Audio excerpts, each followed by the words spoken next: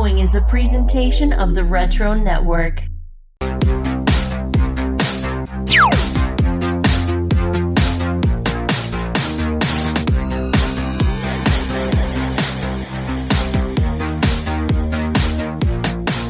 Welcome to the Retro Resurgence podcast. Now, get ready to take that journey into the neon glow of nostalgia. Here are your hosts, Ken and Chad.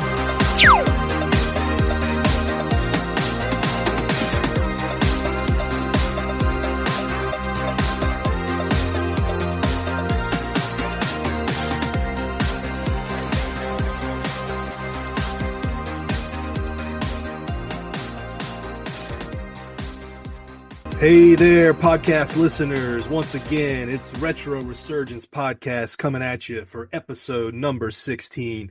You guys know I don't do this alone. On the other line with me, as always, my tag team partner, Ken. Ken, how's it going tonight? Chad, it's going really good, man. Excited for this episode. This one should be a fun one. Yes, we've known about it for months, and it was sort of something you picked several months ago, and doing our homework, doing our research. I've got a lot to bring. I'm sure you do as well, and we will get to that in a few moments. First, I just wanted to thank all the listeners and the people who are reaching out to us on social media. Things are good at the Retro Resurgence podcast right now. We're seeing an uptick in downloads and interaction, and for that, man, me and Ken are grateful for the response and the positive feedback that we've gotten. Ken, you got anything to add? I mean, we've both talked off air about how, sometimes we're just hitting our groove, and then me and you are getting more of a rapport, and I think it's connecting with the listeners. Don't you agree? Yeah, I really think so. I've noticed our downloads have been, especially this month, we could hit our all-time high for downloads this month, the way things have been going. I think we're almost at 100 for the month, and we're only halfway through the month here. So, yeah, things are looking pretty good so far. Yeah, absolutely. And as of the time of this recording, if you follow us on social, you see that we had something new hit the feed. Yesterday, Ken was able to release the first Nostalgia Oasis podcast that we touted a few months ago. We told the listeners that this was going to be sort of our solo endeavor, that both you and I will release solo episodes under the Nostalgia Oasis umbrella. And by God, Ken, me and you, I finally got one under our belt, and now I just got to do one myself. But I listened to yours, and thought it was a great episode celebrating the Jaws 50th anniversary. Tell us a little bit about the show and how you recorded it. Yeah, I finally got motivated to finally just sit down and research something that I had been wanting to for a little while. And, the Jaws franchise, if you listen to the episode, is something I love the franchise, and I have ever since I've been a kid. And it's a lot more work than you think, to do all the research. And for me, I have to type everything out of exactly what I want to say and how I want to say it. So, yeah, I thought it turned out good. Little 30-minute bonus episode. And yeah, if you haven't listened to it, go check it out over there.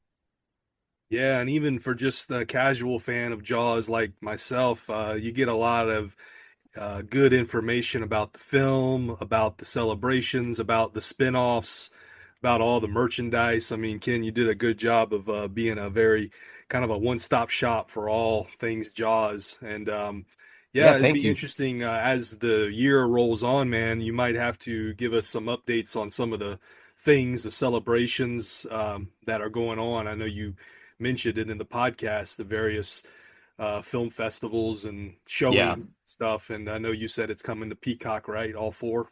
Yeah, in June, they're going to throw all four of the movies over there. So, like I said in the show, that'll be my Jaws marathon. I usually try to watch them all during the summertime. Yeah, man, such a classic film for the summer release of 1975, man. To be a Yeah. kid or to be even a teenager to when that movie was released, and kind of like one of the first of its kind, wouldn't you say? Yeah, and like I said, I think that's the first major film that was filmed in the ocean. And yeah, I was only one when the movie came out, but as the years kind of rolled on a little bit, it came on HBO, and then I think I saw it for the first time when I was probably around 6 or 7. Yeah, man, such a cult classic, and I'm glad that as time gone has gone on, that the movie just has seemed to develop even a bigger backstory and a bigger legacy, as time Right. goes on, which is nice. Yep. So we had some feedback on that episode, and even our last episode. You want to share that, Ken? Yeah, I'll get into some feedback from episode 15, which was our grab bag episode, talking about a couple random topics. So, first off, I'd like to shout out we have a new listener, a friend of mine, a new friend of mine that I met through my daughter's theater class and things like that from high school. We roomed together on our trip to New York. His name also is Chad, and he commented on the pogs that you talked about. So he says, "Great episode, guys. I also collected pogs as a kid." And then he says, "Chad, I think I remember actually playing the game maybe once or twice, but same as you, I was more about collecting them. I think the reason the game wasn't popular was because playing the game meant hitting your pogs with the slammer, which would damage your cardboard pogs. Also gave me a flashback when you mentioned the Pog Maker, also had that." So yeah, we thank Chad for being a new listener and giving us some feedback on that episode. And then we also had a piece of feedback from our loyal listener, Jero Space. And he says, "When I think of 1992 music, I probably played Def Leppard and Guns N' Roses the most. Look at the top 100, and that year was filled with some of my favorite music." And then he says, "I hated grunge rock when it came out for destroying my hair metal."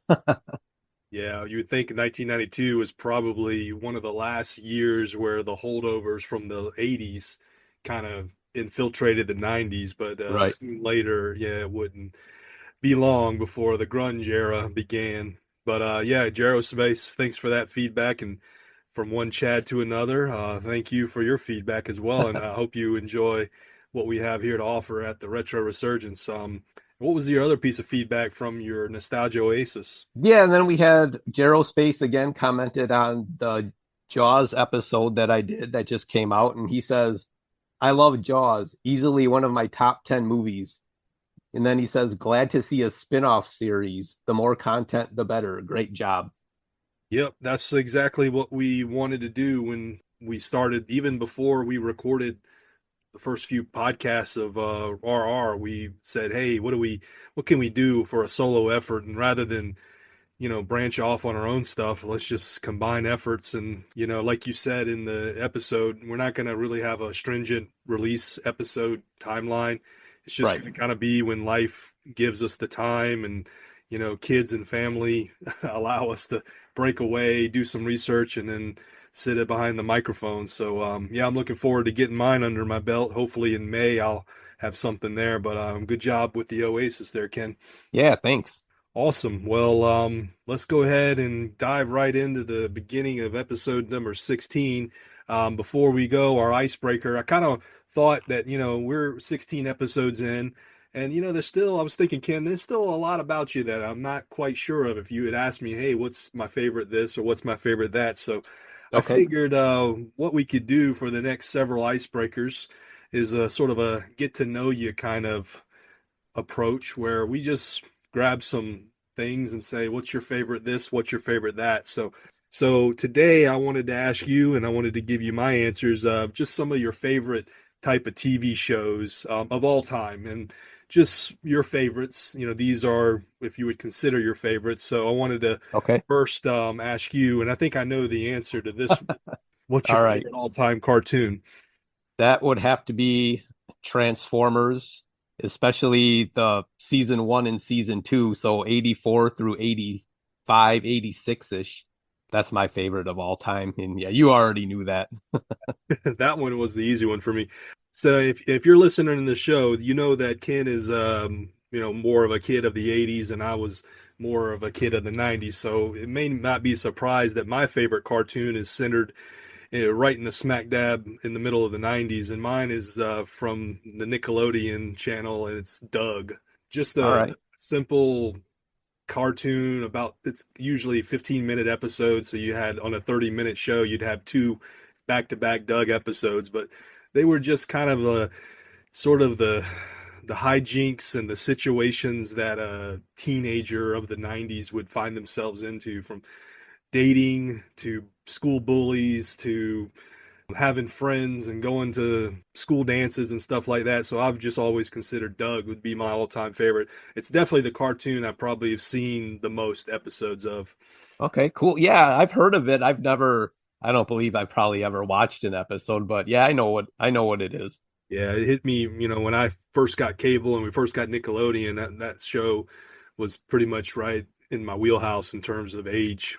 All Let's right. go next with family sitcom. Now, any sitcom from any decade that can consider to be sort of like a nice family show. What would you say?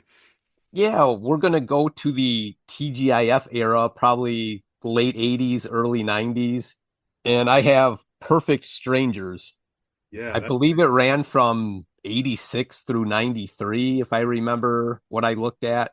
hmm Yeah, I just thought the two lead guys, with Balky coming to America to find his cousin Larry. yeah, And yeah, I always thought that was a nice family show. It was funny.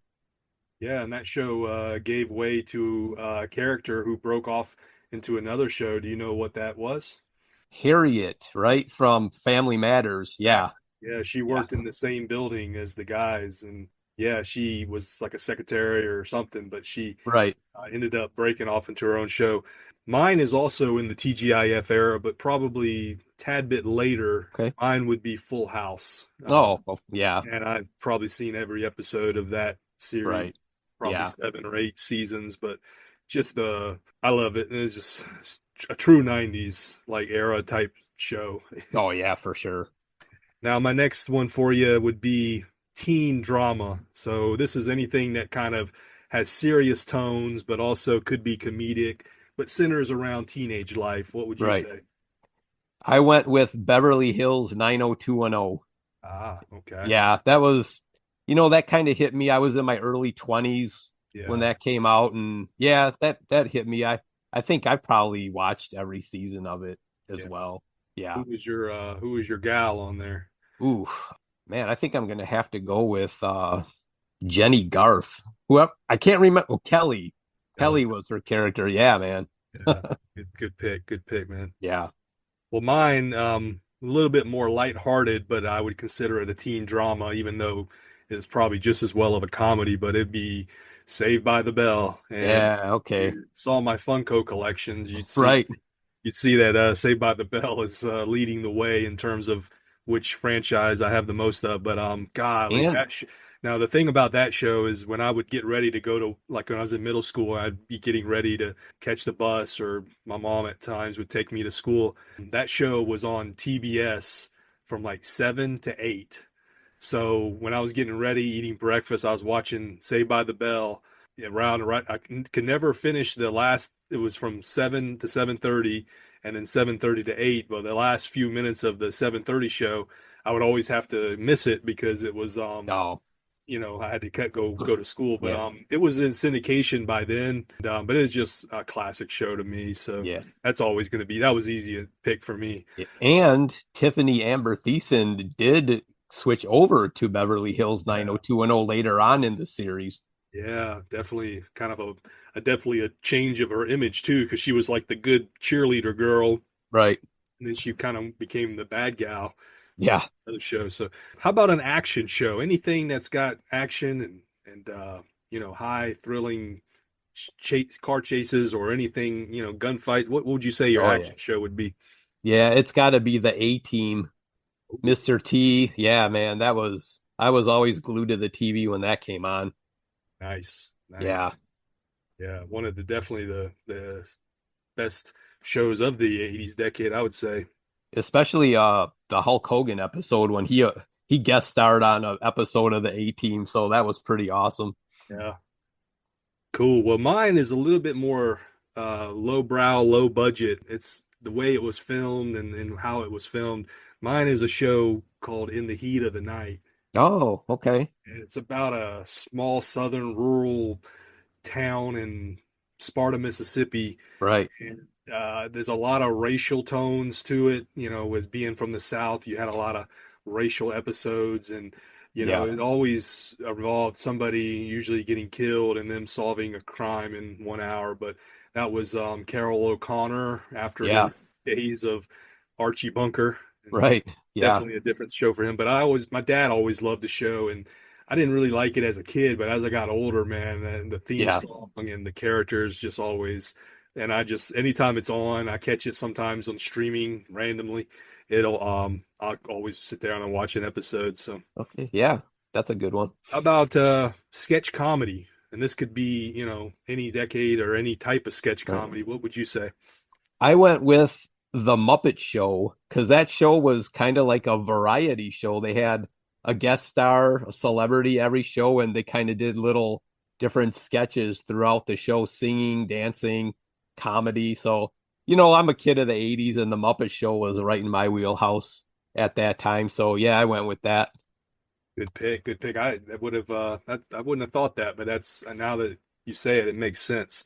Mine is quite different type of comedy, but in the early 2000s, I was out of high school into college, and I loved Comedy Central and the Chappelle Show.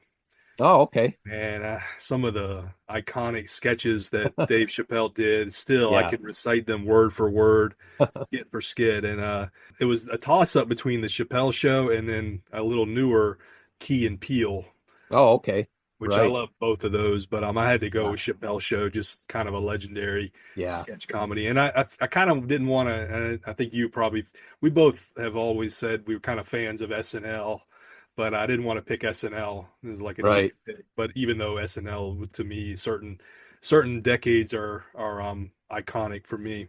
Yeah. How about animated comedy? Animated comedy, I have to go Beavis and Butthead. I chose the same thing. Did you really? All right. Did. And Yeah. not because you're looking at lists of animated comedies, and you get Family Guy and a lot of other Yeah. shows, but and Simpsons, of course, Right. that's probably the biggest one. But for me, Yeah. I was thinking just how many episodes I've seen of an animated comedy, and Beavis and Butthead would have been Yeah. my pick too. So Yeah. cool, cool. Well, how about a live action comedy? Live action comedy. Now, see, I was debating whether to put this in the sketch show, but I went with SNL since it's Saturday Night Live. So I went with SNL for that. Okay, yeah, I Yeah. can definitely a good pick. My- Especially mid 90s era for me was yeah, probably my favorite. Yeah. yeah, Farrell, Sandler. Yeah, man. Yeah. For me, it was an easy choice, and this is another series that I've probably seen every episode. It's The Office. Oh, okay. Such a huge fan of that Right. show. So, how about sci-fi? Anything sort of sci-fi, or anything involving that kind of type of genre? What would you say? Yeah, I went with the show called Quantum Leap. Okay. So that's actor Scott Bakula. He remember what the actual like the plot, but I know he's just like he travels through time trying to get back to his time, and every episode he winds up in another person's body in a different year, and then he has to figure out the problem as that person for each episode before he can move on. Yeah, I really liked that show. Okay. I've never seen an episode of Quantum Leap, but I've heard people that love it. They did try to remake it. I think it was on for a few seasons, maybe 5, 6 years ago, maybe if I'm right, but I don't think it's on anymore. Right. Yeah. For me, the show that kind of when I first got married, me and my wife just started watching it was The Walking Dead. Okay. It lasted a long time, It and did. I didn't finish it. Unfortunately, when the pandemic hit, the seasons kind of got out of whack, and I just Yeah. never went back and finished it. But that would be kind of my sci-fi pick. How about your favorite game show? Game show, that's got to be The Price is Right, Bob Barker era. I mean, we used to watch that all the time as a kid, and I always liked a lot of the games on there. And of course, the models weren't too bad to look at either. So That'd be one though. You'd have to, if you were home from school, that'd be the only way you could see it. yeah, Because I don't think that was on weekends. But no, for me, and I used to work in a grocery store, so maybe this is some, the supermarket suite. yeah, I, I okay, will I will find that on the game show channel and just sit there for hours, and I'm just looking at the products and looking at the shelf. yeah, And it's just I don't know, just always appealed to me. I don't know. My yeah. wife It's gets fun to tired go of it. back and see all those old products like that and how Yeah, they looked back then. right. Yes, The prices as well. yeah, And then finally, reality show. Obviously we sort of a 2000 post 2000 kind of thing, but there were a few before that. But what would you say for reality show? my reality show. Now, I don't know if other people would consider it, but I was looking up reality shows of the 80s and 90s, and American Gladiators popped up under that category. So I'm going with American Gladiators. Yeah, I mean it's definitely reality based in the sense that the competitors are two average Joes just Yeah. fighting against the gladiators. That's a good pick for sure. I love that show too. I love watching, the that old school late 80 90 aesthetic, Well, for me and my wife are huge fans every summer. CBS Big Brother, Okay. 16 strangers live in a house and they get voted out and they do certain challenges and stuff. It's just the interaction between the people of different genres and races and ages, Yeah. you know, or it's interesting to look at like in a fishbowl. So, well, that was get to know you kind of thing. I learned a lot about you, Ken, and Yeah. I think yeah, as we go forward, some of the icebreakers we'll kind of just do some other topics just to kind of get to know you a little better. So Yeah. good That was icebreaker. fun. All right. And now let's move on to the main topic of the show.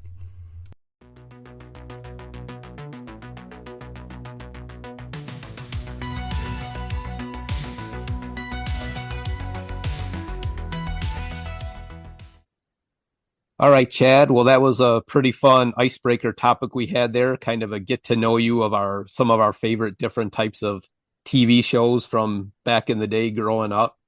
So now we're going to get into the main topic of the show, and I'm kind of excited for this one.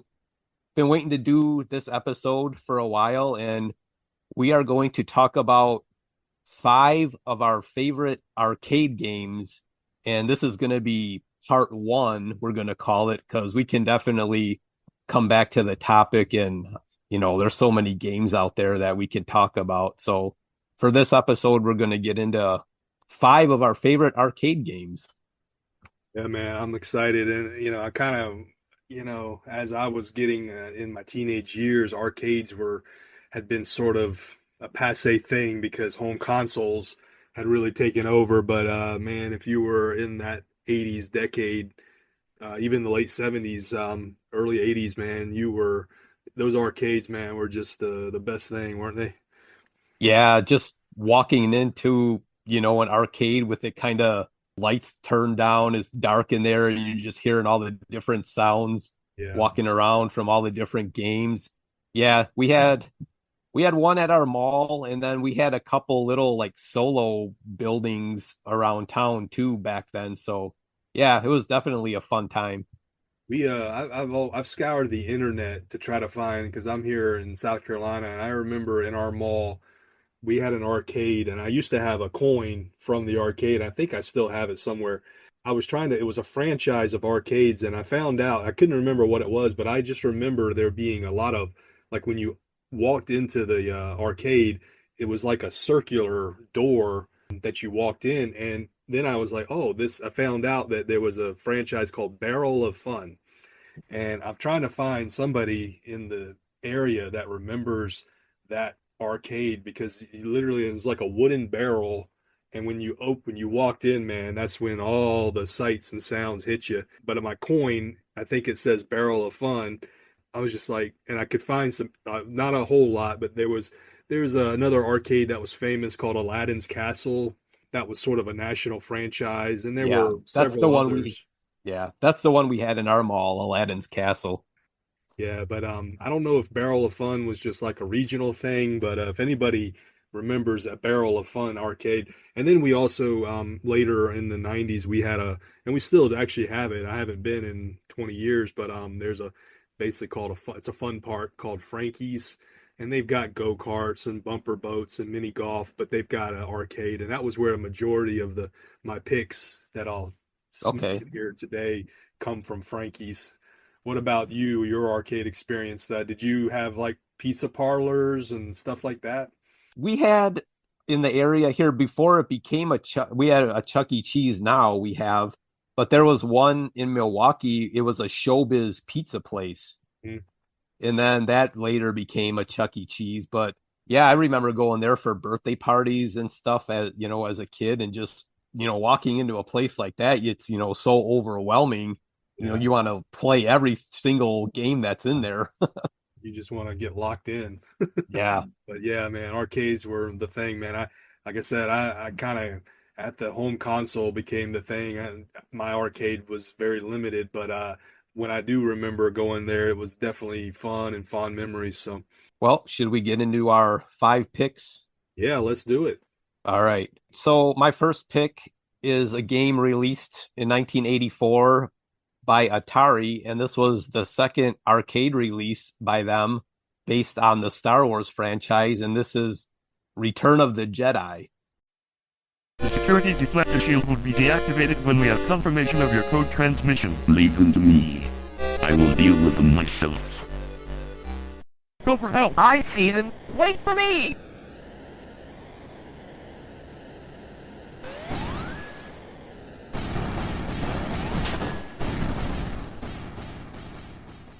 Basically, a simple game. You take control of 3 different vehicles in stages based upon the film Return of the Jedi, and it's pretty much a side scroller. It has 3 stages. In the first stage, you pilot a speeder bike through the Ewok village.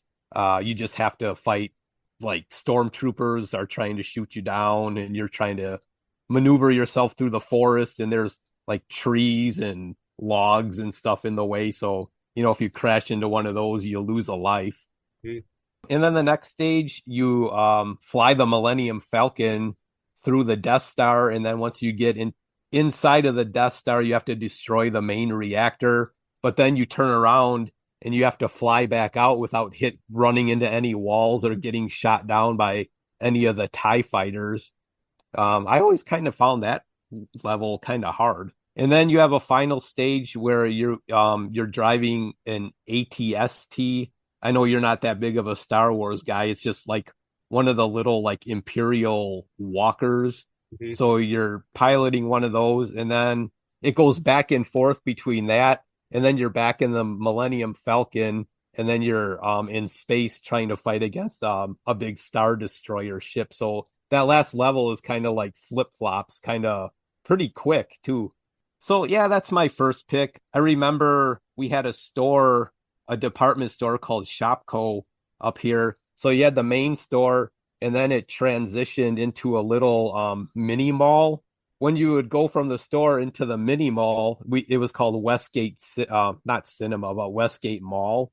They had about like 3 or 4 arcade games set up in that little transition area, and my mom would go shopping, and we'd always just sit there and play games while she was shopping.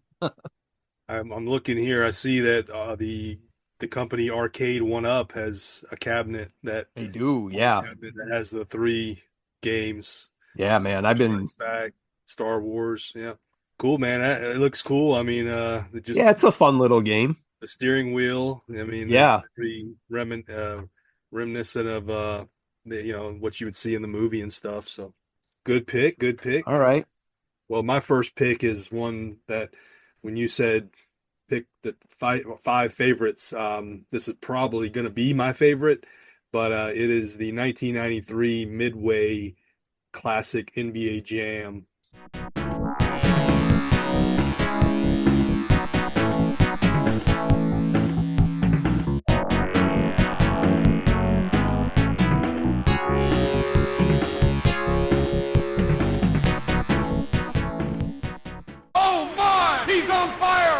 Val jams it in.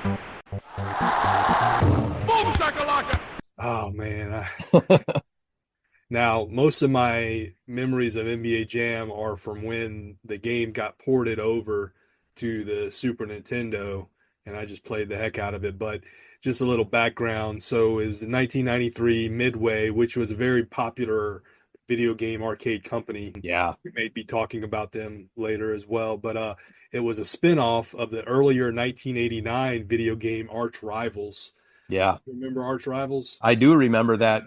Yeah, that's the basketball game where you can go like up and down the court, but you can like punch people Yeah. and Yeah, so that those were not they weren't real players or real teams. It was a no. huge success. NBA Jam was a huge success in the arcade for the over-the-top two-on-two style gameplay. Certainly, it's iconic in pop culture. Definitely, kids of sports fans of the era will know NBA Jam. You Yeah. say the word boom shakalaka and you know exactly what's Yeah. going on. Known for players that can jump really high, perform acrobatic dunks, catch fire if they score 3 consecutive baskets. Immediate success, it spawned a sequel called NBA Jam Tournament Edition. Yep. And then it actually inspired other arcade style games like NFL Blitz. Yeah. And then That game NHL was hard, man. Blitz was. NFL Blitz was hard. Yeah. Yeah. I saw it in arcades, but I never seemed like it was always busy and I just never Yeah. wait on it. But also there was an NHL one called NHL Open Ice, which was kind of like a 2-on-2 Yeah. arcade style. It garnered 1 billion in revenue. That's a lot of Wow. quarters. Yeah. And like I said, the exaggerated gameplay, the catchphrases, the multiplayer appeal. You had the ability to have 4 players on one cabinet, so you could have Right. three of your buddies and just play 2-on-2. Makes this a '90s arcade staple. So Yeah, man. That game, I have a little arcade emulator here on my laptop and I hook up my controller and man, I'll be sitting here playing that for a yeah, long time. But yeah, that was definitely one of the better basketball games. And the only thing that made me mad about that game was the Chicago Bulls didn't have Michael Jordan. yeah. I was gonna say that that was probably the biggest knock of, and it was kind of the bad timing in the if you could say anything bad about NBA, it was the fact that I think Jordan was close to retirement. But Yeah. even if Jordan hadn't retired, Jordan owned his own likeness. So Yeah. when you bought the NBA license, you got all the players, but Jordan had his own. So you had to pay Right. an exorbitant amount of money. But like I said, he was retired. The arcade version actually has Shaq as a playable character, which at the time, Shaq was the biggest thing. Yeah. But the one disappointment for me is that when it got ported over to the home console, Shaq was not in there.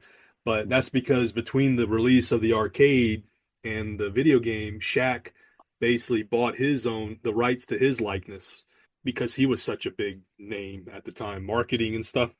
So it was kind of like the Jordan effect. Yeah, the player having the real teams and the real players, and like I said, you didn't have to have all 12 players. You just needed 2 of the best players. And a lot of times that's really all in the team anyway. I remember the Yeah. Sonics. You had Sean Kemp and Peyton.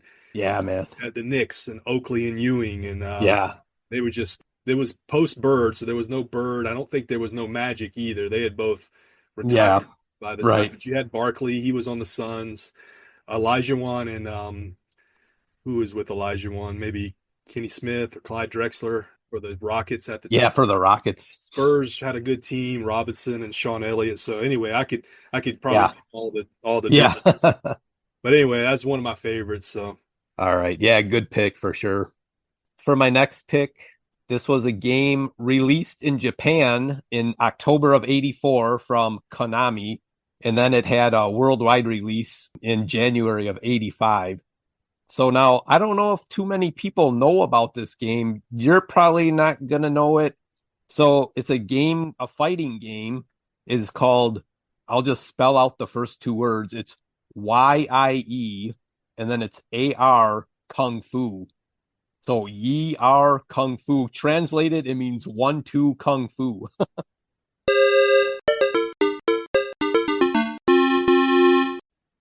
recollection of this. Okay. Tell me about what this is. All right. So this is your basic little side to side fighting game. You got, your player on the left and your opponent on the right. So you got to go through 10 different opponents, and each opponent has a different fighting style, except for the first character doesn't have a weapon. But then the rest of the characters each have a different weapon. Like you have a guy that has a pair of nunchucks, and then you fight a woman character that throws Chinese throwing stars. And then you have a guy, his name is Pole, and he comes at you with a wooden pole. There's an opponent and each opponent is just pretty much named after what kind of weapon they have. So you got a guy that's got a chain. He like whips a chain at you. You got a guy that's got a club. And then you have another female character called Fan, and she throws like, the Oriental, the fans, The folding ones. the fold out fans. And then you got another character that has a sword. Star. And then there's a guy with a weapon. It's called Ton Fun, Tonfun, and he's got like two wooden poles on each of his arms, and he like whips them out at you. And then the last character is pretty much a character like yourself, and he can do all the same moves that you can do. I've made it through the whole game up to the last character, but I can never beat the last character, and his name is Blues.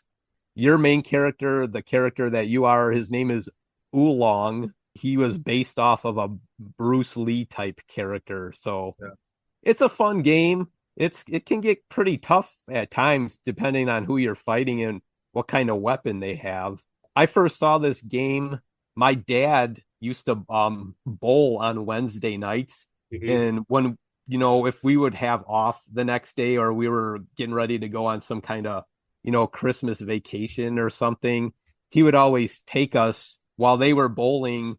The owners of the bowling alley would let us hang out in the bar area, and they had 2 or 3 arcade games. And this is where I saw that game for the first time, and I watched somebody play it, and I thought it was pretty cool. Have you ever seen it in any arcades since those days? I have not, no. Yeah, you probably don't know what you'd do if you just walked into an arcade and saw it. Oh, if I saw that, yeah, I'd probably go right to it. Because it seems like it's pretty rare, right? Yeah, like I said, I never saw it in any of the bigger arcades, like in the mall. I just happened to see it in that bowling alley the one night, and yeah, it was pretty fun. Yeah. Good pick, man. That's a definitely a hidden gem. Yeah, for sure. Alrighty, well, my next pick is going to be from 1989, and I think I've told you one of my favorite cartoon franchises was the Teenage Mutant Ninja Turtles, Yeah. and they had in 1989 a 4-player arcade just called Teenage Mutant Ninja Turtles, the arcade. Teenage Mutant Ninja Turtles, Teenage Mutant Ninja Turtles, Teenage Mutant Ninja Turtles. Heroes in a half shell. Turtle power, they're the world's most fearsome fighting team. We really hit. Yeah, love that game. Yeah, it's very memorable cabinet. You could pick which turtle you wanted to be. 4-player mode. You rescue April O'Neil and Splinter right at the beginning. There's a cutscene. Also developed by Konami, like your last pick. Okay. It became Konami's highest grossing arcade game that was further helped by the release of the 1990 movie. Each of the turtles had their own strengths and weaknesses, so, depending on what you wanted to do, of course, they had different weapons. Some could run faster or jump higher. Many, as doing my research, many consider it to be the second best beat 'em up game since, and I want to mention the one that it is because you may have picked it. It's the second best beat 'em up game, according to most gamers. You basically fight your way through an endless supply of foot soldiers, and you eventually meet sort of the bosses, Bebop, Rocksteady, Krang, and then if you're lucky enough, you got enough quarters to get to the end, and eventually Shredder. I played it a few times, and one of my great memories was when I was in the early 90s, when I had the Nintendo. They ported the arcade version to the Nintendo, and they had already had a Teenage Mutant Ninja Turtle game. So this one was called Teenage Mutant Ninja Turtles, the Arcade. Man, that game, along with the cartoon and the toys, helped fuel my love of the Turtles. Right. Yeah, that's a game that I would always play as well. I was a little bit older in '89, but cool, man. Just it looked like a cartoon kind of almost, and yeah, you could have three other people playing there with you, and was sure that you would probably have that as one of your picks tonight. But yeah, Yeah. that was an awesome game. My next pick. Now, this game, I didn't know about this game until I went to that Showbiz pizza place I was talking about as a kid. So this game was released by Bally Midway in October of 1982, and it is called Baby Pac-Man.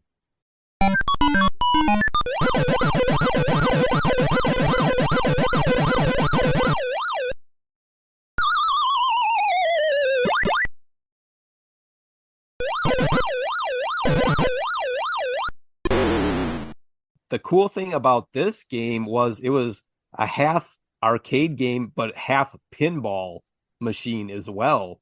The cabinet had a 13-inch video screen seated above a horizontal pinball table. And according to what I have here, only 7,000 units of the game were made. So I'm just going to read to you the gameplay of the actual video game and then the pinball mode. Okay. You start off on the video screen where the player controls Baby Pac-Man through a maze. So pretty much like regular Pac-Man. Yeah. And the object is to navigate the maze while eating the dots, avoiding the ghosts. In contrast to earlier games in the series, Baby Pac-Man's maze starts with no energizers, which allow Baby Pac-Man to eat the ghosts. Instead, there are two vertical chutes at the bottom edge of the screen, which suspend video play and transfer the game to the pinball table located just below the monitor when the player travels down either of the chutes. Pinball mode is the mechanical pinball section operates as a traditional, though smaller, pinball table. The player hits targets with the metal ball using two button flippers, and then the player may earn energizers, gain new fruit bonuses, and increase tunnel speed, all of which are used in the video game. After losing a ball, the game resumes on the video screen, but with the chutes closed. The player must clear the maze or lose a life to reopen the chutes. The Wow. game ends when the player runs out of lives. So yeah, when I first saw the game, I was like, "Oh man, what is this? A video and pinball machine in one?" Hybrid. Yeah, Man, I never knew this thing existed, but you're right. It's like I would say the pinball is like a third of the length that a normal yeah. would be, but then of course you're adding the video game element to it. Man, this is cool. Like I said, I wish it could find that somewhere, but yeah, like it said, there only 7,000 were made, so it's probably pretty hard to come by. Yeah, absolutely. And certainly that game would require a lot of more specialized maintenance because not only would you be like if an arcade if it was out of order, it could have been the video part or it could have been the pinball part, you know? Yeah, that So, would be hard to take care of. Yeah. yeah. Well, that was a good pick, man. I totally had no idea that sort of thing even existed. I wonder if Yeah. anything, I mean, that definitely in terms of uniqueness, that tops it there. We're going to talk about some other unique cabinet styles, so I'm glad you mentioned that. But I'll segue into my next pick, and it's funny you had a Pac-Man, baby Pac-Man, because one of my picks is going to be Miss Pac-Man. Now, I wanted to choose something from the 80s because, I feel like the 80s was the golden era of arcades. Yeah. I didn't want to just do all 90s, knowing me. So I did a little digging. I've played Miss Pac-Man before, but it was released by Midway in 1982, the sequel to 1980's Pac-Man, considered to be one of the most successful arcade games of the time. The introduction of the female-led video game character caused more mass appeal to gamers, particularly females. But I kind of wanted to know, well, what was the big deal between Miss Pac-Man and just regular Pac-Man? And of course, casual players may not really notice a difference, but more hardcore gamers would say that Miss Pac-Man had a better color on the screen and a better visual appeal. Yeah. It also had four different style mazes compared to Pac-Man, which had one maze. Right. The fruits in Pac-Man always appeared in the center, whereas in Miss Pac-Man, it would appear in various other spots. Oh, okay. I didn't know that. Also, in Pac-Man, the original, the ghost sort of moved in the same pattern every time, so it was sort of easier to go further. Yeah. Whereas in Mixed Pac-Man, the ghosts sometimes have random movements. And because Pac-Man was easier, arcade owners often made less money because the players were playing longer on one quarter. Yeah. So that's why in the 80s you saw a lot of Miss Pac-Man arcades because it was more difficult and Yeah. generated more money. So, which is why Miss Pac-Man is generally considered more popular than its predecessor. I wanted to shout out a website. I got a lot of my information about this particular game from 80sheaven.com. Hmm. 80sheaven.com. It was Okay. had a lot of good stuff. You got any memories of Miss Pac-Man? Yeah, just pretty much when it came out, it was, pretty popular and like, oh yeah, you've got the girl Pac-Man now. And, now that you say that, I do remember some of like the mazes were different and I didn't know the thing about the fruit. I guess I just never really paid attention to it. They popped up in different spots on the maze. Yeah. I remember playing it a lot too once it came out for Nintendo. We played it a lot on the Nintendo, also. So yeah, it was pretty cool though. Yeah, I mean, Pac-Man is such an easy pick up and play. I mean, in 5 seconds you understand the concept, you know. Yeah. So, man, and of course, what 80s arcade, you can't tell the story of arcades without certain characters, and Pac-Man is Right. definitely one of those. So I figured give a 1980 a pick for me to give Miss Pac-Man one of my choices. So what about you? Number four. Yep. Number four, my fourth pick is probably one of my most favorite games. Released in 1989 by Technos Japan, and this is WWF Superstars.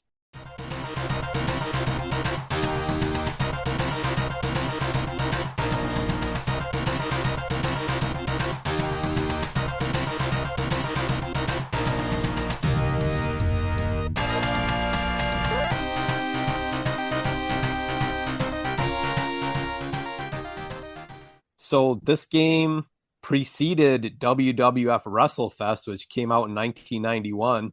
I figured I'd save that for part two. Yeah. So this one came out a couple years before that.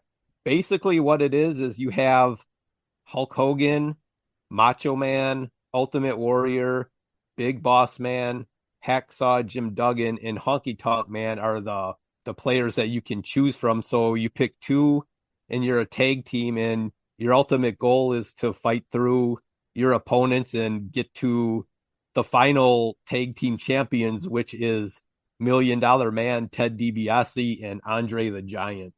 So pretty basic. You fight in just two different cities, New York and Tokyo. Each wrestler has their own kind of specific grapple moves, punch, kick, come off the top rope, throw your opponent into the ropes and do a couple different moves from there. You can also go outside of the ring where you have a count of 20 before you have to get back in. And once in a while, one of your partners will wander off screen and then they'll come back with like a folding chair or a part of a table where you can hit your opponent and lower their level of health and then, get back into the ring before you get counted out.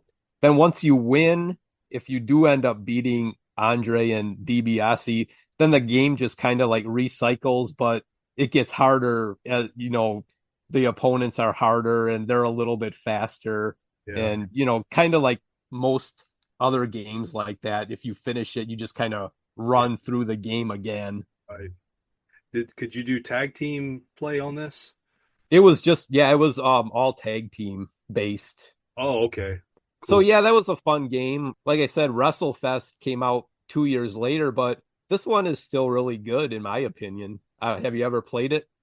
I think I have, not much. Certainly the art is you can definitely tell there's a Japanese sort of design and background to the art because I got a feeling this was probably some other game prior and they just branded the WWF characters and stuff. Yeah. Because Japan, and the wrestling, there's a big influence of Japan, that culture in the wrestling world. Right. But at the time, man, the WWF, I mean, you had every kind of thing, merchandise, VHS tapes, and the arcades, man, just Yeah. were a perfect fit for that time. So I always remember playing this one. Oh, we also had an arcade across from the high school that I went to. So there was always, kids over there during lunch hour, and they had this game there, and it was always fun, a fun time. Well, my fourth pick, I'll stay in the fighting realm, Okay. and mine, I don't know if you've ever seen this cabinet. If you have, you probably would remember it, but it's a 1993 Sega release called Title Fight.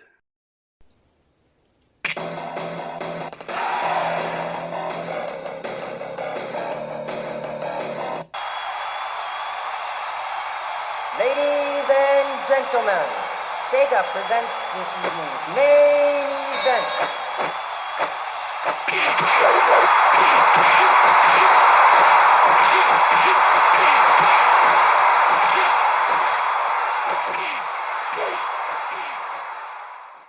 This, like I said, easily spotted arcades because it was a red and blue side to the arcade cabinet. They were sort of side by side, but they were kind of on a diagonal. Basically, what you do is you control a boxer in a kind of a behind the back style gameplay. So Okay. you are the boxer fighting another boxer. Your boxer was outlined in a green outline. Oh, yeah. Okay. He was Yeah. so he was clear, which Right. meant that you had a great view of your opponent. Now, of course, we're in the era of Mike Tyson's Punch Out had come and kind of Yeah. been the de facto boxing game, but in arcades, this was a pretty neat concept because the joysticks were kind of large, and when you gripped them, they were so large that they kind of felt like gloves. Yeah. So Okay. when you're fighting, you're literally moving those joysticks and jabbing and punching, and you're moving those joysticks. I'm imagine those joysticks had to be on there really good for certain Yeah. fighters. They would just break the thing. So it gave you the feel of an actual boxing match, and like that multi-link system, which meant you could play the computer or you could play your friend if you had another quarter. And then you basically take control. If you're doing solo play, you take control of the boxer, and then you fight several world champs. And then if you win at the end, you win the belt. And like your previous game, your previous fighting game, once you beat it, basically the game started over, just with the difficulty increased. Yeah. But and if you were to get knocked out by the opponent, you had to vigorously move your joysticks before the 10 count to get up. And another website I wanted to give a mention to that I got this information from was arcade-museum.org. Okay. Had a lot of good info. But do you remember Title Fight? Yeah, now when you were saying about, you had to grab onto the two handles and, actually punch, I always thought that was for the Punch Out arcade game. Actually, so it was for this game called Title Fight. Yeah, I don't remember Punch Out's arcade, but I have to go and look it up. Now, this one was a little newer, in the Okay. early 90s. I remember it being in almost every arcade that I went to, and there wasn't a much, but Right. the few that we had, I remember it because it was, it kind of had that red USA, red, blue, Yeah. white and blue look. And we've talked, we've both in previous episodes, the early 90s, the boxing scene was pretty hot, Yeah. you had Foreman and Holyfield and Tyson, who would be coming out of jail here a few Yeah. years later and stuff. So, boxing was huge pay-per-view business in the 90s Yeah. for sure. Yeah, man, that when you like I said when you were talking about the handles that stirred up that memory which I thought was for the Punch Out, but yeah, that's a cool. I'll have to go look that up and see if I can remember the cabinet art and things like that. I think I remember playing it in some department store. They had it in the front when you would come in at the store and they would have a couple games like that. I think that was one of them that they had there. Yeah. And we're talking about uniqueness of the cabinet, like the one you said, the Pac-Man that had the half pinball, half video. This would probably be a good one because of the the joysticks. Yeah, that's a cool pick. The one I hadn't thought of in a long time. All right, so we'll get into the fifth and final pick. So I picked a game that's a little newer. It was released in 2013 by a company called Raw Thrills, and this is titled Batman, but it's a vehicular combat based game. The Batmobiles picked up heat signatures of the Joker's getaway cars. They should lead directly to Commissioner Gordon. Oh, finally, a bit of good news. So it's a driving game. Basically what you do is you control Batman as he drives the Batmobile through Gotham to recapture supervillains, and you can pick who you want to go after. So you have characters like the Joker, Bane, or Mr. Freeze. Each of these gameplay routes, they have like different routes for depending on what character you pick, and you can pick between an easy or a hard mode. And the features are predetermined set of 6 vehicular combat missions to complete. Basically, what you do is you get different types of weapons and targets you have to go after before you can continue on whatever route you chose. And then during the game, other villains like Scarecrow, the Penguin, and Catwoman will pop up here and there to either help you or try to hinder you, going after whatever villain you chose to go after. It's pretty fun. Have you seen these? I want to say I have. I've never played one, but I'm glad you picked a newer one because that you don't think of newer style arcades, but yeah, this one is only 12 years old. Most of the games come with a like dual, so you got 2 sets of arcade cabinets next to each other, and if you link up with the person next to you, you can kind of like play against each other. And the game has 10 different Batmobiles, so you can pick the 1966 Batmobile, the 89, got the Batman animated series, Batman Forever, Batman and Robin, and then you even go into the newer Batman movies from the early 2000s, like The Dark Knight Rises and The Dark Knight. So you have I bet you love that feature because it links all the different genres and Batman. It's fun. You also have from Xbox or PlayStation game called Batman Arkham Asylum. You can also pick that Batmobile as well. So it's pretty fun. I always try to, whenever I see it somewhere, I always try to at least get a game in. I think it's pretty fun. Yeah, that one is kind of, since it's so new, that one you're more likely to see than any of the others we've discussed. Yeah, definitely. Cool. All right, well, my last pick, you talked about sort of a racing game, and mine is also a racing game, and this is my favorite racing game in the arcades at that time, 1994's Daytona, USA.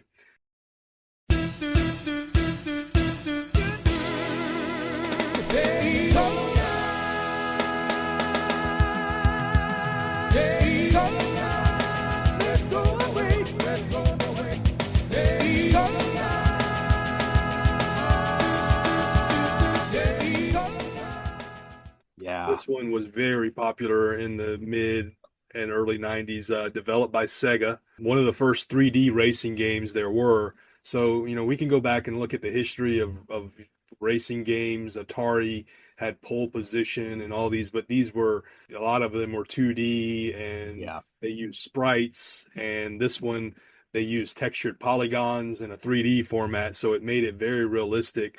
The one thing I didn't like about we've talked before. I've kind of here in the South, I was a huge NASCAR fan. Mm-hmm. The word Daytona obviously strikes a chord with NASCAR fans, but there was no real drivers or real tracks. These were all fictional, but it had the feel of stock car racing, and it made it a great arcade. Graphics, the soundtrack is legendary. You can go on YouTube and find the Japanese artists who recorded the sound clips. As soon as you listen to them, it's like you're right there in the arcade. Back in the 90s. The gameplay all received high praise by critics. It was a direct competitor to another popular racing game from Namco called Ridge Racer. which was in the early 90s, Okay. had a very similar cabinet structure where you basically sit down like you're in the driver's seat.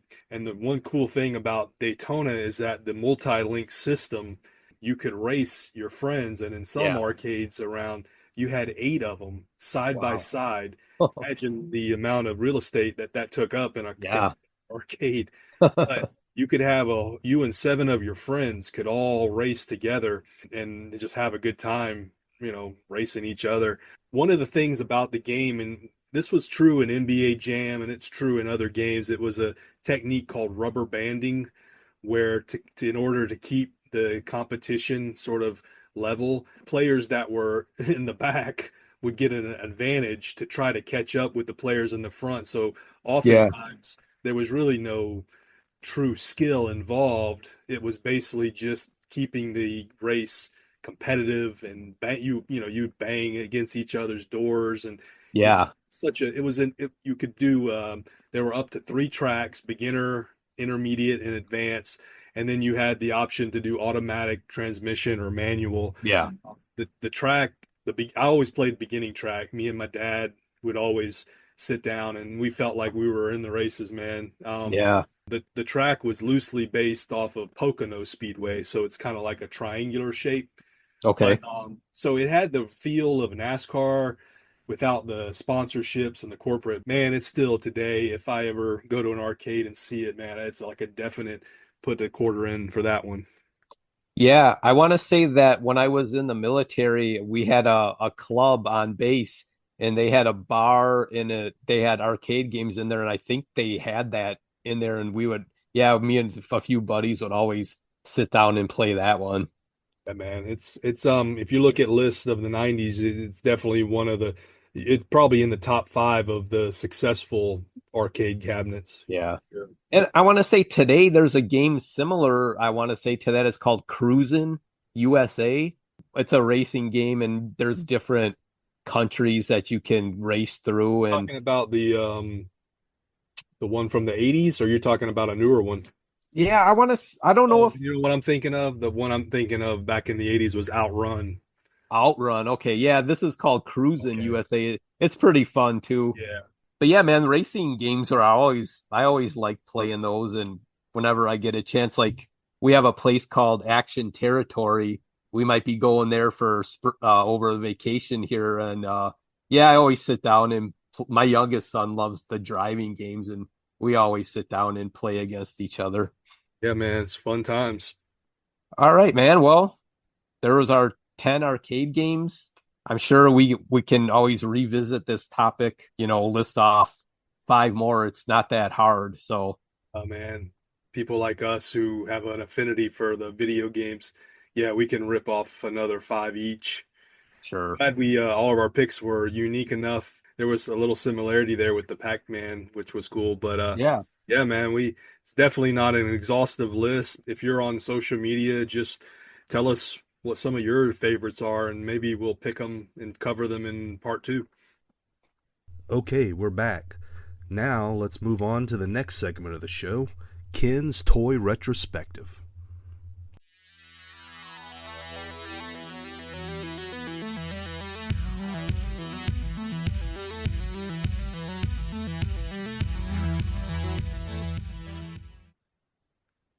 All right, Ken. Well, that was a fun discussion of everything arcade. Hopefully, the listeners will agree. Right now, we're in the part of the show where it's your toy line retrospective segment. So tell us, what do you have to look back on today? Today, this episode, we're going to kind of keep rolling on with our kind of smaller toy lines that we've been doing recently with Food Fighters and Barnyard Commandos, and kind of in that thinking. But this was a smaller toy line, which they were more games than toys.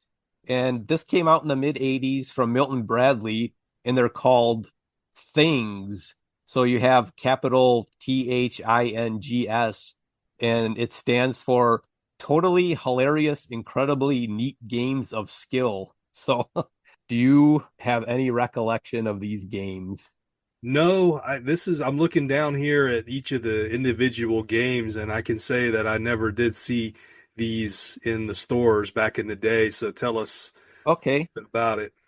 Yeah, so basically what they were is they were small wind-up games where the object was usually to just accomplish a certain goal before a timer runs out. So kind of like your games, like I want to say maybe something like Perfection, not just fitting pieces. It was just kind of like you had to do certain little things before a timer ran out. Simple task, right? Yeah, just simple little things. So there was three waves in 19, I would think 1986 was the first wave, which consisted of four games.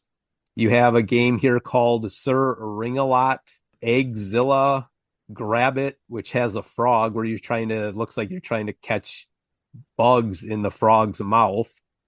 And then a game called Flippopotamus, where you have to fling blue marbles into the hippo's mouth. So, these games, like we said, pretty basic. It's just kind of like games of skill and to see who could, do the most in a certain amount of time. Then you had Wave 2 that came out in 1987. You have a game called Dr. Wacko Gorilla, which you have like a King Kong looking gorilla. Let's see, what did this game you have to do? A large gorilla is trying to stop him by jumping up and pushing on the bridge, parting in the middle. And then you had a game called Astronauts. And then 1988 was Wave 3, which only saw two games. And the first game was called Jack Be Timber. And in this one, you play as a very angry looking lumberjack named Jack, who is trying to finish chopping down a tree when a wayward buzzard decides to make a nest right on top. Apparently, Jack doesn't care about that, though, because the object here is to chop out all of the sections of the tree before the timer runs out. And then you have the final game here called Igor, which looks like a monster. So, yeah, like this didn't have a really big run. It only lasted a few years. I kind of liked these games as a kid, trying to like actually accomplish a goal before a set time. It usually made for a fun night of games if you really didn't have anything else to do. And don't you think that these games like in the toy store were pretty reasonably priced, like maybe $10 or less? Yeah, that's what I'm thinking. I see one of the pictures here has a price tag on it from Kmart, and yeah, it looks like it's under $10. Yeah. So yeah, these were pretty cheap and fun if that was your thing. I mean, Milton Bradley, man, they did a lot of different style games, but yeah, for something Yeah. a little bit more of a shorter attention span and a quick pick me up. I'm reading somebody's website and it said sadly the line was canceled when video games proved to be mighty and topple the Yeah. interest in the line began to dwindle. Yeah, So once video games started, like you said earlier in our arcades, yeah, once those things started coming into the home, everybody's attention shifted to that for, the most part, I would say. we'll have to talk. Maybe I'll have to throw this line at you. They had another similar set of games Milton Bradley did, and it was like they all had the same type of packaging. I don't know, they didn't have a name, but they had all the packaging made them all feel the same.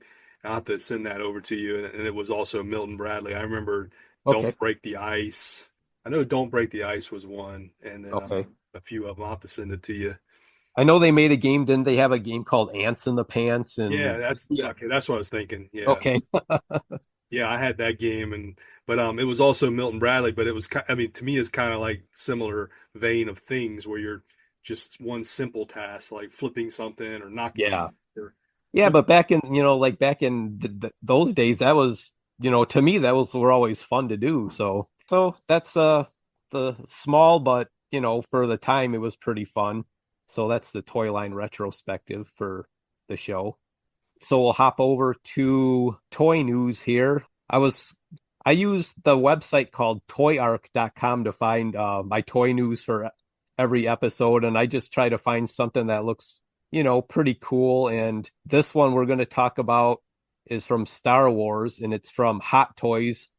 I think we seem to do I seem to do a lot of toy news from that company, but they just make some really cool stuff. And this is called the Darth Vader Dueling Effect version. This is a Hot Toys exclusive, and it features a comic-like paint deco showing the reflections of red and blue highlights from lightsabers. So if you look at some of the pictures down below, it's got Darth Vader. And I want to say that this is probably based off of his duel with Luke Skywalker from Empire Strikes Back. He's got a lot of the poses and things that he does in that movie. Yeah. So, I mean, this is pretty detailed, and it's got, red and blue splashed throughout the whole figure, which look like it's, the light glowing from the lightsabers on him. So this is coming in at 13.8 inches with 30 points of articulation. Like all of these Hot Toys, they have many accessories, many different hands and costume pieces. It even comes with a LED light up life support device for Vader. It comes with a LED lighted red lightsaber. So, all the bells and whistles that these things have these days. It's not expected to release until, I want to say, maybe summer, early fall. I think this is part of Star Wars Celebration that's happening in Japan this year. So it's a pretty cool piece for that coming up. Yeah, it's a beautiful figure, man. I don't see a price here. It doesn't show a price, but I'm sure it's probably at least a couple $100, I would assume. Yeah. Anytime you don't see a price, that can usually mean one thing. It's kind of expensive. Yeah. But I think you could see why. I mean, you need a USB cable to light up the LEDs and stuff. So yeah. But it's, man, for any Star Wars fan, this would be a beautiful piece on their display. Yeah, I would love to get a hold of this one. But yeah, that's toy news. And then we're gonna move over to the show and tell. So this is kind of one of our favorite parts of the retrospective here.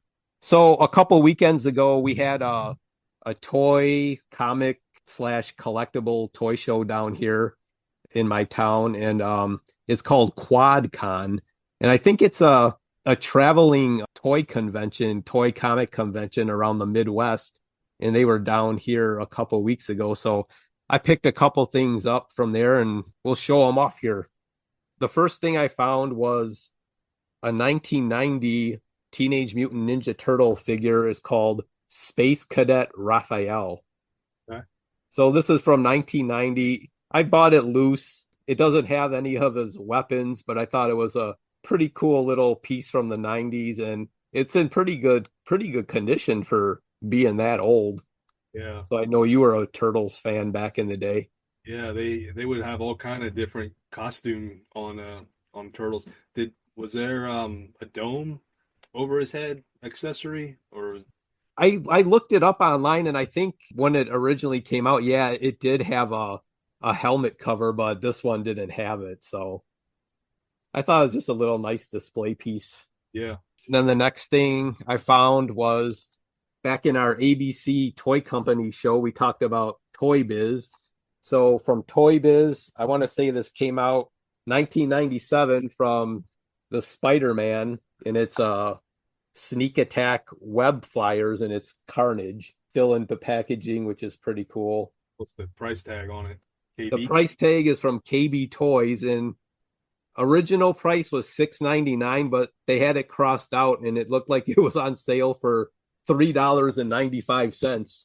Those are always cool to come by in KB Toy Store in the mall back in those days too, if you were into the Marvel stuff.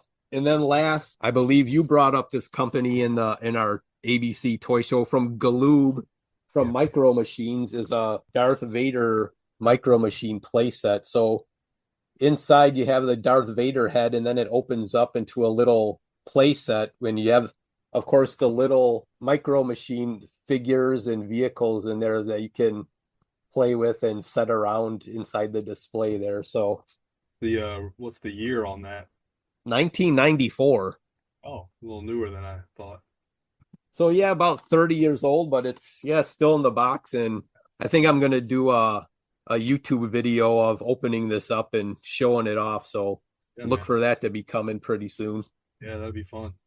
Yeah, so that's my show and tell. Grabbed a couple vintage little figures and stuff from the toy show, so it's pretty fun. Yeah, man, always a hit. And then last, we're going to go into the eBay wish list. I went with something off of what we talked about for the Milton Bradley things, and I found a flipopotamus on eBay, and it looked like it was only, I think, $10, if I'm not mistaken, that the seller was selling it for. Whatever the toy line retrospective is, I try to find something on eBay, put it on my imaginary wish list if I were to ever try to pick something up from, what we talk about. So Yeah. yeah, I And this, picked and that. this one, you just flip the marbles into the hippo's mouth, right? Yep, into the mouth. Yep. Pretty cool. Did you ever hear of a game? This might be probably before your time, but something similar. It was called Mr. Mouth. It was like a head, and the mouth would open, it would turn around, and you had four hands where you would just flip like little coin type things into the mouth as it would open, and whoever got the most in the mouth before the time ran out would be the winner. Oh, I don't know that one. Okay. But yeah, this is kind of like that, just in a smaller version, but I thought it was pretty cool. Now, let's switch gears and get into Chad's pop culture moment.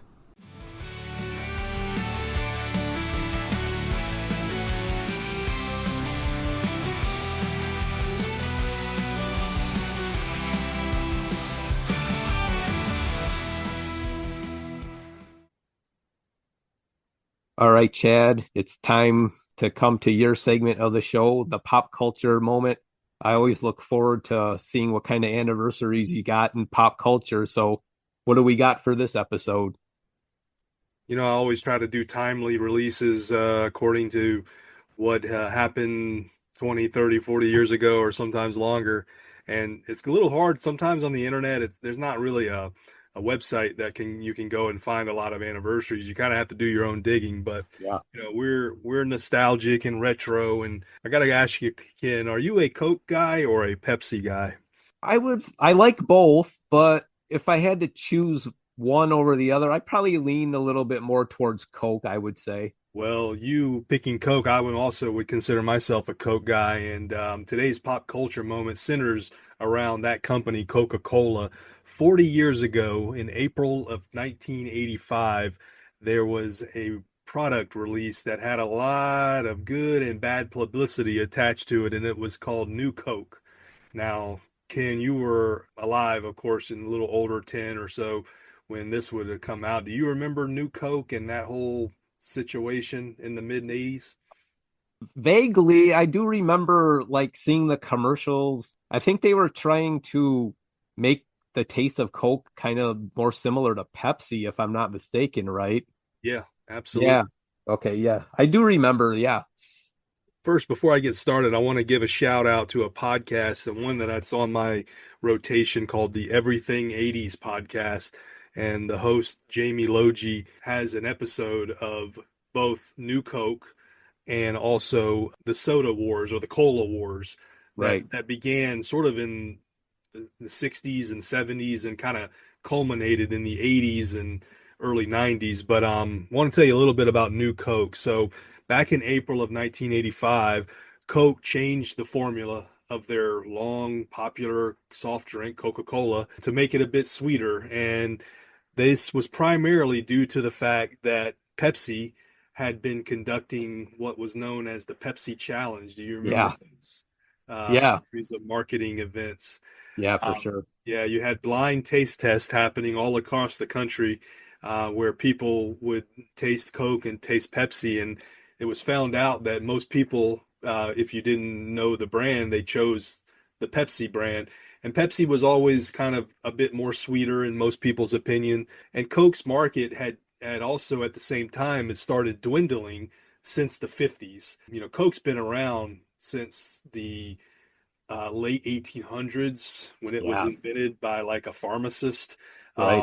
And then, of course, it was started being bottled in the early 1900s. But in the 50s is when, after the war, Coke started becoming more of a mainstream thing, and diners and just restaurants and just things like that. In the 80s, you had sort of a new movement where the market was sort of going toward diet drinks and low calorie drinks. So what was in the 50s where Coke had about 50 or 60% of the market share by the 80s. It had kind of dwindled to in the 20s. So with the Pepsi challenge and Pepsi sort of appealing to a more younger demographic, Coke decided to launch what they called New Coke April 23rd, 1985. Along with the launch, commercials starring a commercial icon, Max Headroom, was promoting the new Coke and how it was a better taste than the previous Coke. So these were launched in an effort to appeal to younger drinkers who, again, Coke thought preferred the sweeter taste like Pepsi. There was some initial success. People liked New Coke, but soon after the success, the backlash grew very large, mainly in the southern regions, to where people were calling Coke, writing Coca-Cola headquarters. At one time, it was known that Coke had received over 40,000 letters and calls demanding that the company go back to the old formula and that they hated the new Coke. It caused such a ruckus that on the late night scene, Johnny Carson, David Letterman, they were sort of poking fun at Coca-Cola for their blunder. Even Pepsi ran ads that were mocking the situation as well. So after a mere 79 days, Coke announced that they were going back to the old formula, and they were calling it Coca-Cola Classic. So they went back to the old formula, and they were labeled Coca-Cola Classic. Now, this didn't take New Coke off the market. They just basically had two versions of Coke. And New Coke was still a choice. And in 1992, up until 1992, New Coke kind of got renamed as Coke 2. So if you ever see old cans of Coke that says Coke 2, the Roman numeral, that would have been New Coke. But even going back to the old formula, there was some difference, because what had happened was that some sodas had already started using, instead of cane sugar, which was more expensive, they started using high fructose syrup that was cheaper to buy and therefore cheaper to produce. Coke actually didn't truly go back to the old formula. They started using the high fructose syrup, but it's tasted like the old version. After 6 months after New Coke was introduced and then subsequently taken off or rebranded or whatever, the sales of Coke started increasing again at twice the rate of Pepsi. By the end of 1985, Coke was substantially outselling New Coke and Pepsi. But again, some researchers think it really wasn't the reintroduction of Coke going back to the old formula. Some of them credit the introduction of Cherry Coke, which was also released in 1985 around the same time.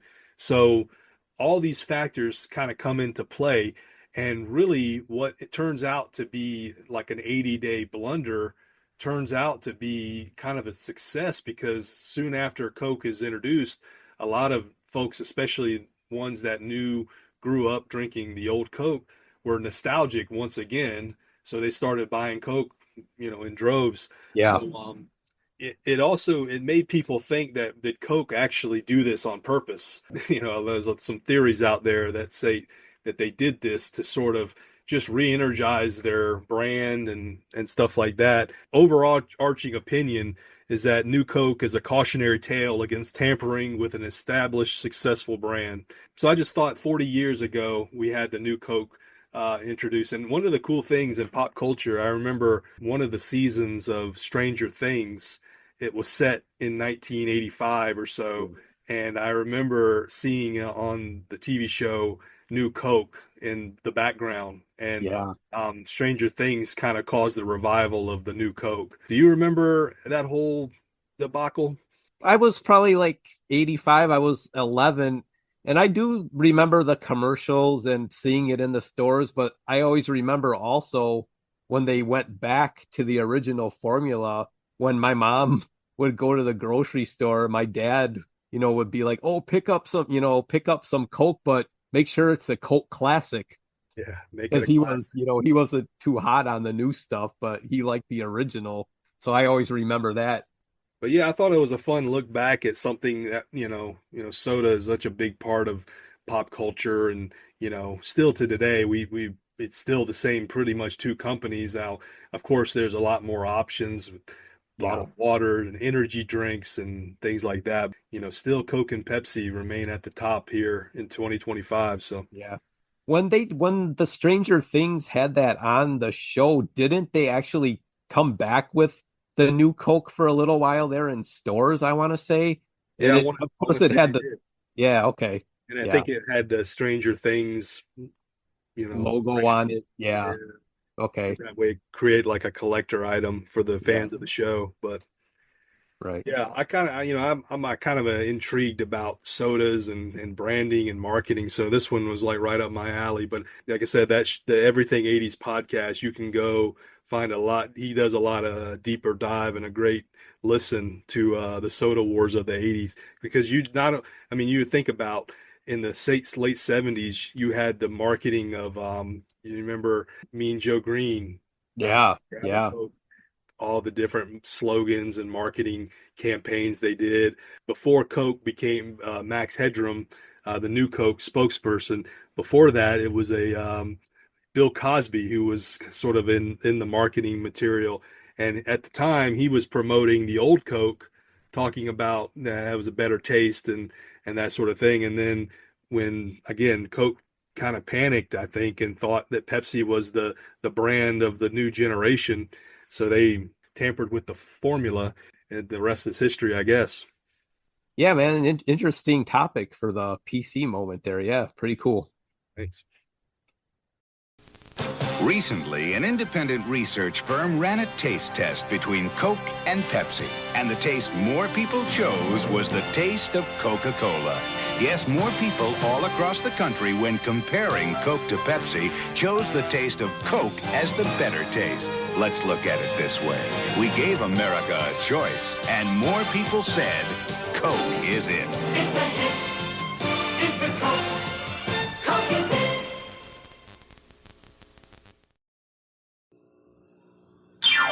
Can't beat it. The feeling you get from a Coca-Cola classic. Can't beat the feeling. You know the move that'll make your day. How the blast is coming your way. Can't stop it. The beat and you're gonna say, hey, can't shake it. Can't fake it. The feeling you get from a Coca-Cola classic. You can't beat the feeling. And now let's round out the show with our In Memoriam segment.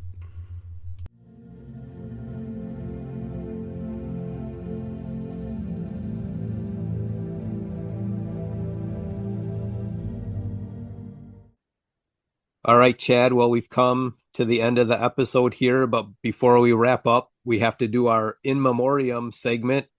So we just had a pretty popular actor from the 80s and 90s that just passed away here. So who are we going to talk about?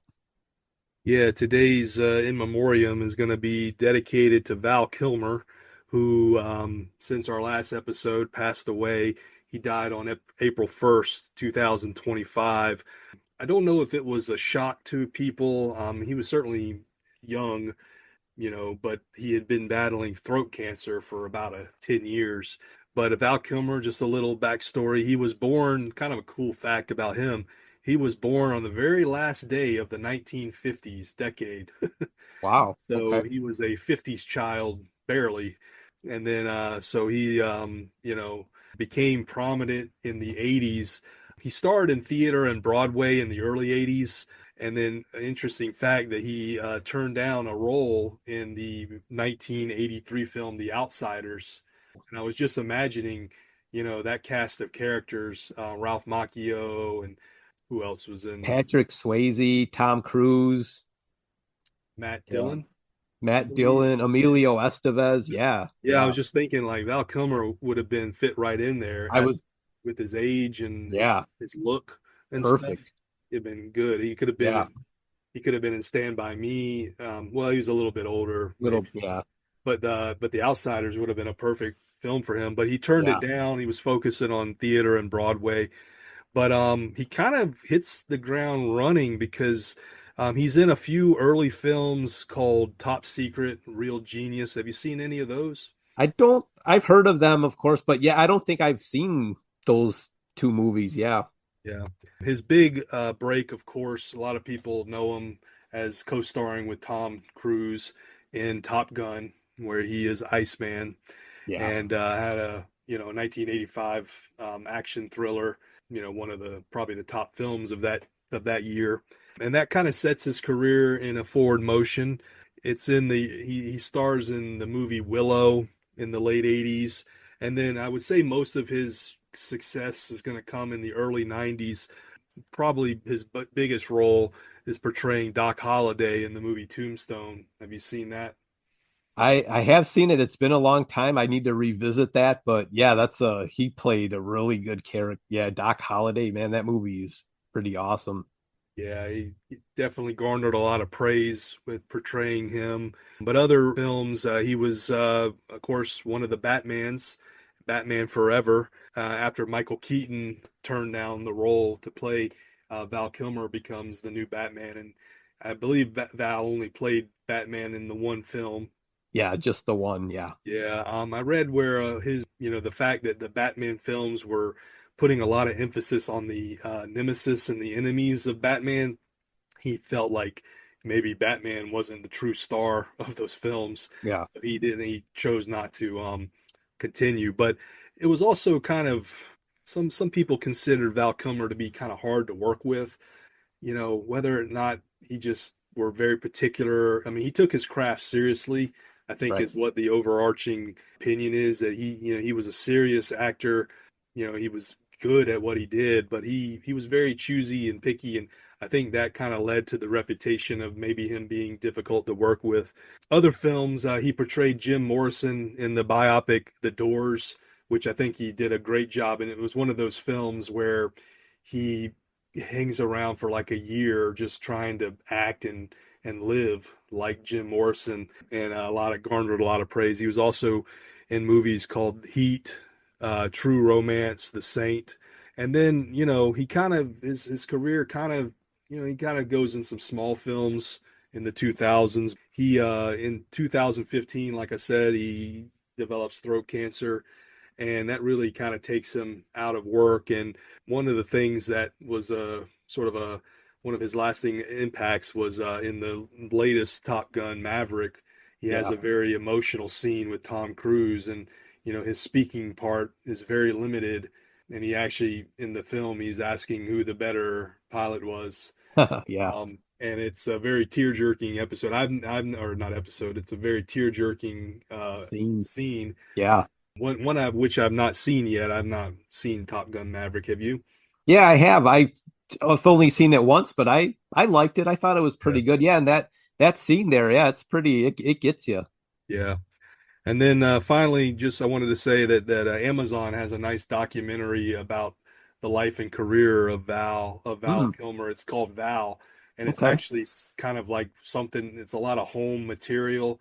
He was known to bring his own camera on sets and sort of film sort of the behind the scenes stuff, Yeah. and then it kind of documents his struggle, with speaking and with Yeah. throat cancer and stuff. So anyway, we raise a toast to Mr. Val Kilmer. Yeah, definitely. Rest in peace. I'm your huckleberry. You can be my wingman anytime. Bullshit. You can be mine. You see, I'm both Bruce Wayne and Batman. Not because I have to be. Now, because I choose to be. All right, Chad. Well, we're ready to close out episode 16. Another one in the books. I thought it was pretty fun talking about arcade games and new Coke. And yeah, man, another episode. I thought it was a good one. How about you? Absolutely, man. It's always fun filled and information overload, but not, we give a lot at you in the hour and a half podcast, but we have fun talking, and it's always a pleasure, man. Just riffing with you, conjuring up old memories. Yeah, that's what it's all about.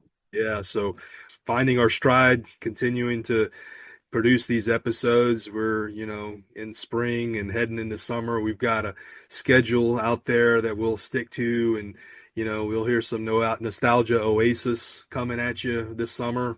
Hopefully we have time to have 2 or 3 of those, per person here. And Yeah. It's just a good time right now in the retro resurgence world. Yeah, it's been fun doing it. Like I said, I always look forward to recording with you every couple weeks. And yeah, I'm glad we finally got our little spin-off show off the ground and running. And that seems like it's doing pretty good so far. And yeah, we're just going to keep plugging along and bringing everybody some good content. And hopefully they stick with us and enjoy what we're doing. Yeah, absolutely. And we'll give the listeners a little teaser. We'd like to do that sometimes. In 2 weeks, it'll be my choosing, and our topic will be the coolest villains in TV, movies, or cartoons. Oh, man, I'm excited about this one. It'll be a fun look at the bad guys. Yeah. The film and TV and the small screen. So yeah, that'll be a fun one. Along with your toy news and show and tell, my pop culture, and of course, we'll probably have somebody to remember in 2 weeks. But right. Anyway, man, the ball keeps on rolling. The show goes on. And until next time, folks, thanks for listening. And we will see you in 2 weeks. Yep. See you later.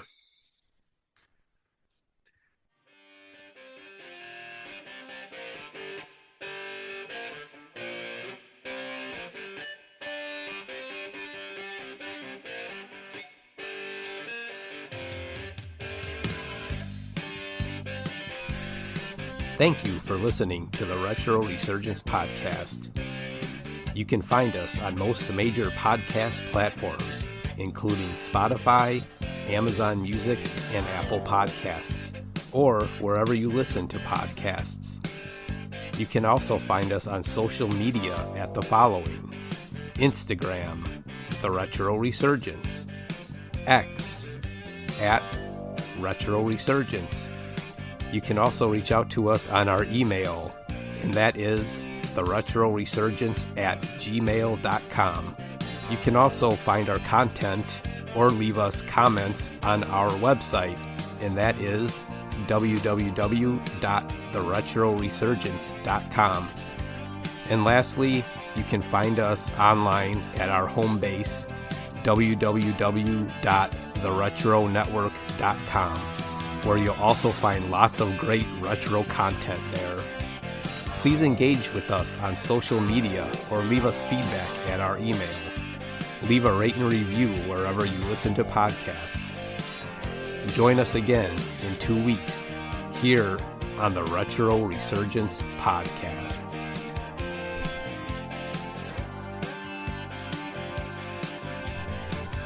And that wraps up another episode of the Retro Resurgence podcast. We're so grateful you joined us today and took a trip down memory lane with us, and we can't wait to bring you more retro goodness in our next episode. Until then, keep embracing the past, and we'll see you soon. Thanks for listening.